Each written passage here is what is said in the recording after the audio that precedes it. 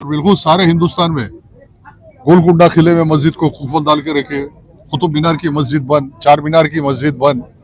क्या है ये आसार खदीमा है? आप नमाज नहीं पढ़ सकते। ये है दहशतगर्दी। आसार खदीमा है तो उसका मेंटेनेंस करना, उसकी देख रेख करना आसार खदीमा की डिपार्टमेंट की जिम्मेदारी है, ना कि मुसलमानों पे पाबंदी आयद करके मुसलमानों को नमाज पढ़ने से रोका जाए। अब इन हालात के अंदर जो लोग बाबरी मस्जिद के लिए लड़े थे, लेकिन मायूसी हाथ लगी। हम हक पे थे, दस्तूर था, हर चीज हमारे पास थी, शवायद हमारे पास थे, 400 साल का तारीख थी।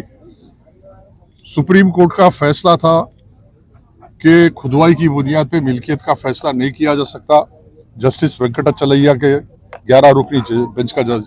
इसके बावजूद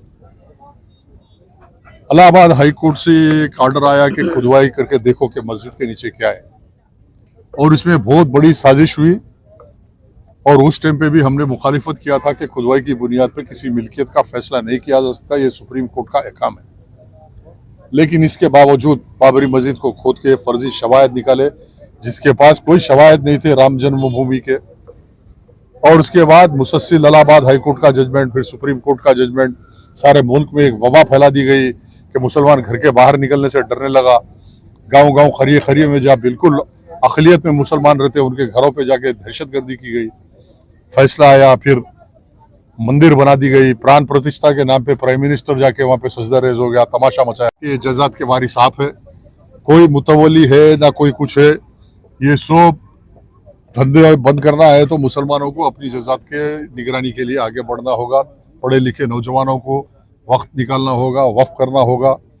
इंशाल्लाह जो भी कार्रवाई हिंदुस्तान में हो रही है उसके अंदर अल्लाह कामयाबी देगा।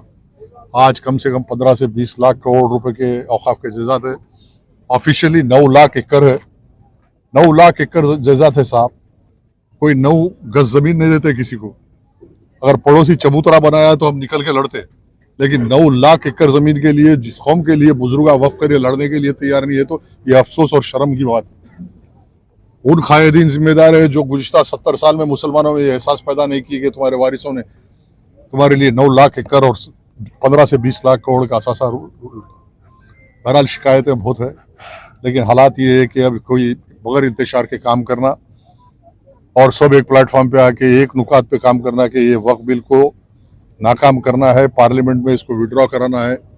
एक पॉलिटिकल लड़ाई भी है, एक नफ्सियाती लड़ाई भी है, एक साइकोलॉजिकल वॉरफेयर है। पॉलिटिकल लेवल पे तमाम सेकुलर जमातें हमारे साथ है। अल्हम्दुलिल्लाह हिंदुस्तान में बड़ी बड़ी जमातों के सरबराह इसके खिलाफ बोल रहे, और सुप्रीम कोर्ट में बड़े बड़े वकला आज हमारे लिए लड़ रहे। इंशाल्लाह देखते हैं कि बाबरी मस्जिद के जैसा फैसला आता है या फैसला इंसाफ की बुनियाद पे आता, अब देखने का वक्त ही है। शुक्रिया।